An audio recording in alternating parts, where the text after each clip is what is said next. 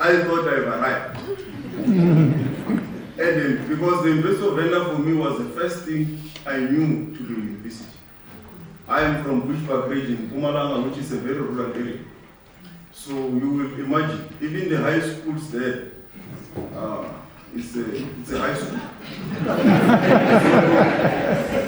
So when I arrived at the University of Venda, I thought I arrived. I have seen a university. Science and technology. How can you name this university a University of Science and Technology?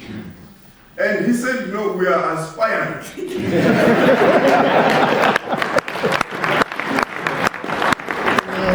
Department of Higher Education said, no, it's not possible. Traditional healers were speaking serious English there.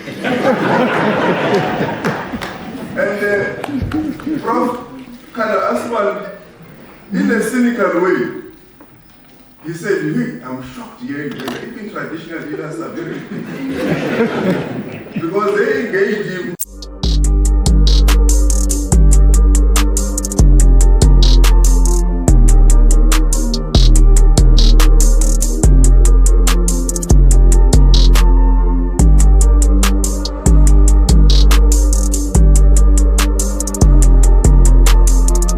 Unfortunately, it's beyond my control.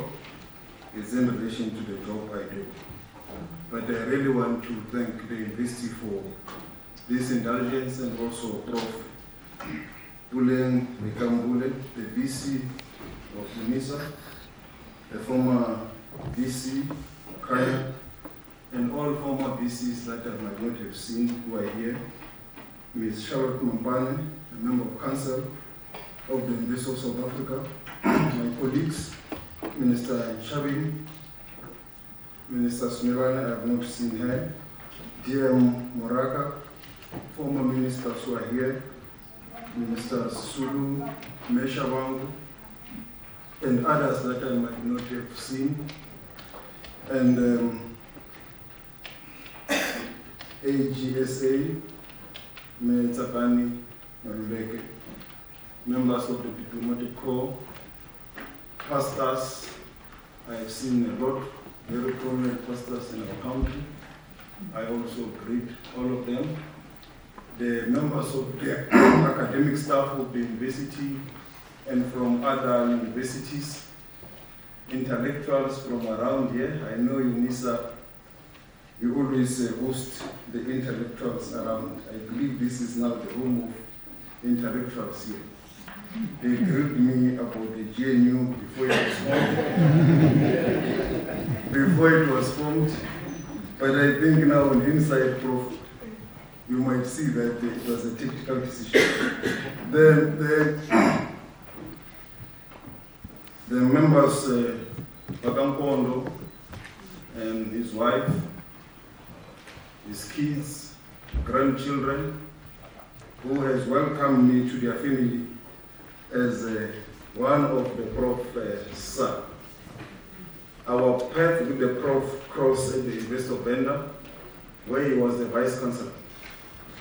And I was a student activist in that campus, with many other faces that I see here in the campus at the University of Venda. I know that he was also at the University of the North at the time, today University of Limpopo.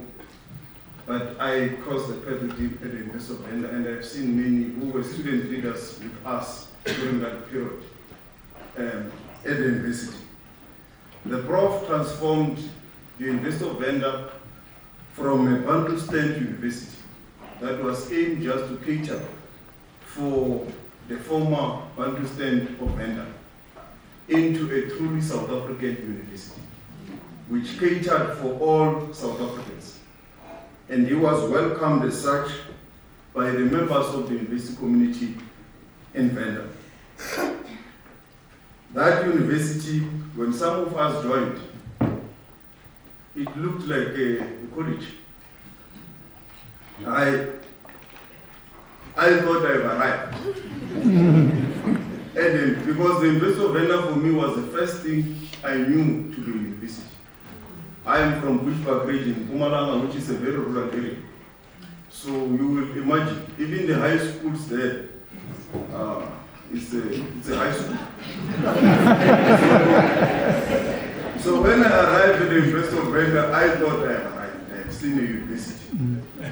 Until I started traveling, going to the University of Limpopo, I realized that even that university is like a But when I went to the University of Pretoria, and I found David Mamela, I think he was the leader of SASCO, I was shocked that this is a university. So it means where I was, it was almost like a college. But the prof had a vision, he had a program of infrastructure built. He built at the time more than 2,000 student accommodation with the Chinese loan. It was called a soft loan at the time when we were doing that. Before Chinese loan became fashionable, the prof already knew about it at that time. So he built many student accommodation at the university. And the university was gradually transforming. He also exposed us to the luminaries of international literature, like Professor Al Mazrui, Professor Ezekiel Pashele, and many others that we could only dream of. And when he had an opportunity to bring them to the campus, he would bring them to infuse a particular sort of thinking and knowledge. He believed in building critical students. He said students should not be just conversant. They must be critical thinkers. And at the time, he paid a lot of attention to the curriculum development of the university. There are two very strange courses that he introduced. One of them was called Scientific Theory of Knowledge, which he believed is going to help us to think critically.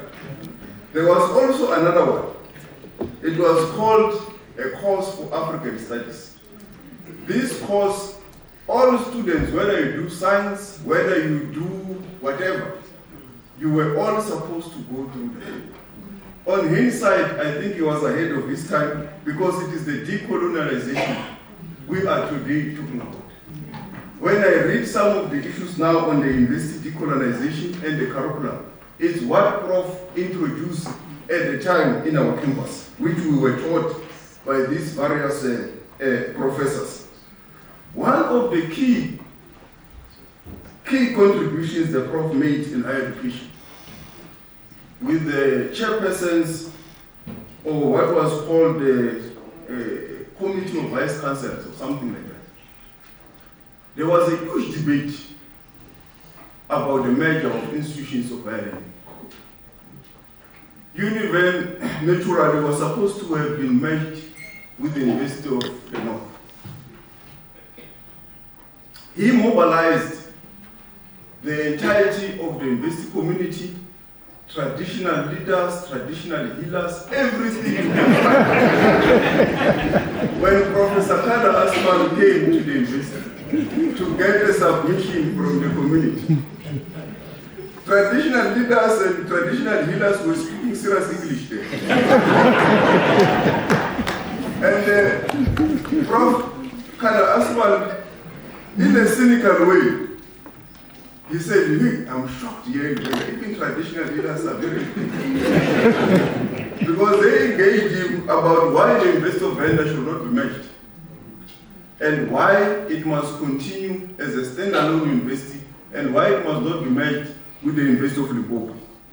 The Prof had instilled in that community that making the University of Venda and the University of Limpopo is consolidation of poverty. And it will never take South Africa anyway.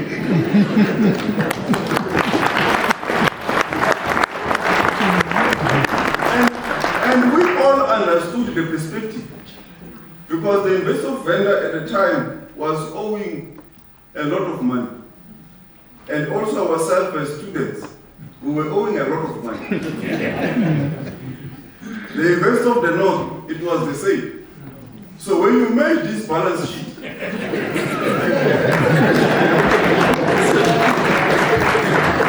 and this was how we articulated by traditional healers and traditional leaders in that community. And he developed a very good theoretical paper on why that university should not be measured. And I think after a long engagement, even with former President Thabo Mbeki, there was indeed agreement that there is a case not to merge some of these historical universities, like the University of Venda, the University of the one in Ntsako, and I think the University of Forte. I think there were 3 or 4 that were not merged for these particular peoples to continue to allow access because of the unique nature of the poverty-stricken that these universities was catering for. But that also reflected to us at the time that he was one of the most foremost theoreticians in the country. You will remember former President Mbeki, you could not convince him with common sense and possibility. So he had developed a well-developed theoretical paper. And I want to believe, Prof. Siepe, that it was because of that evidence and because of that persuasion. I don't believe that it was because maybe yourself there at Vista, you belong to the case. He had brought a compelling argument why the University of Venda should not be merged with the University of Limpopo. And I think the University of Limpopo was merged with the Medusa or something. And the demerger now does prove that indeed he had a vision. He had a point, it did not work. The second huge debate, which I also believe he was ahead of his time, he named the University of Venda for Science and Technology. The Higher Education Department said, no, there's no science and technology. How can you name this university a University of Science and Technology? And he said, no, we are aspiring.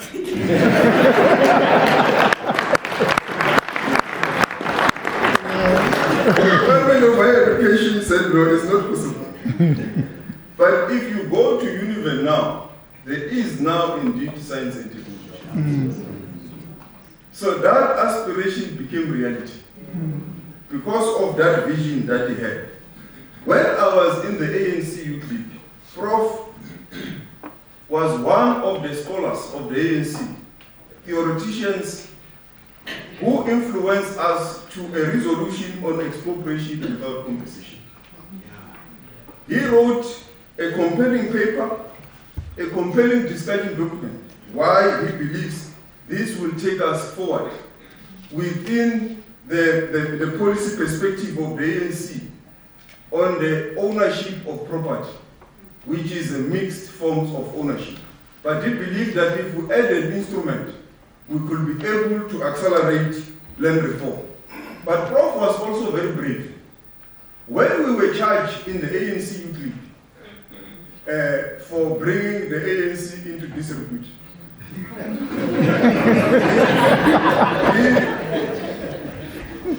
there were many scholars, theoreticians that we approached to help us present our case. Why what we are presenting is within the policy realm of the ANC. Many of them were scared to come and help us and present and all that. Prof came. There were other very also brave leaders of the ANC who also were sympathetic to our cause. But Prof went to present a compelling argument why the ANC should not stunt the creative energy and intellectualism of young people. Instead, it should guide and help and nurture these young people. And I think if you look at where the country is now with the youth activism, you can see the fear that has affected the group of young intellectuals in the country. So that was Prof. He made that meaningful contribution as a brave intellectual of the ANC. I believe his proudest moment for me was when he saw his country going to the ICJ when we went to the ICT, the International Court of Justice. He was a proud intellectual. I don't know how many times he sent me messages and also calling how proud he was about the progressive internationalism stance that South Africa took during that period. So to the family, I want to say, I tell you, Prof Nkondo, uitangile nzima yeye, na ina itaitanga la inatakota. But at the end, I am also at great loss because at the time of his death, the Prof had just finished an outline of my book that he was writing. I hope that the Prof Puleng will help me with other professors take this legacy forward. With these words, I want to conclude by stating that may his soul rest in peace and may God give strength to the family for this untimely loss. Thank you very much.